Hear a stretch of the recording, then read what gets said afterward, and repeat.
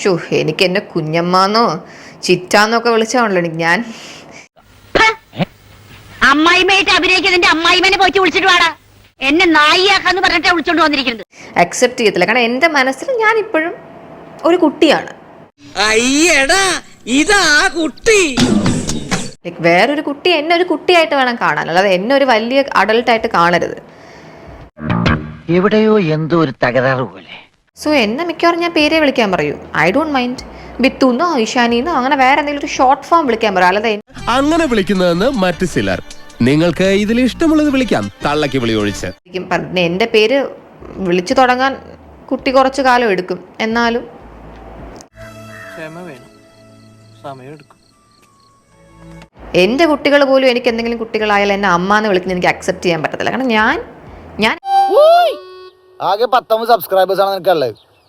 ആരാടാ ചോദിച്ചു എന്നോട്? പറടാ.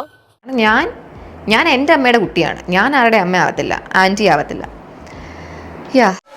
അപ്പോ എന്റെ ചോദ്യം ഇതാണ്, ആരാണ് ഞാൻ?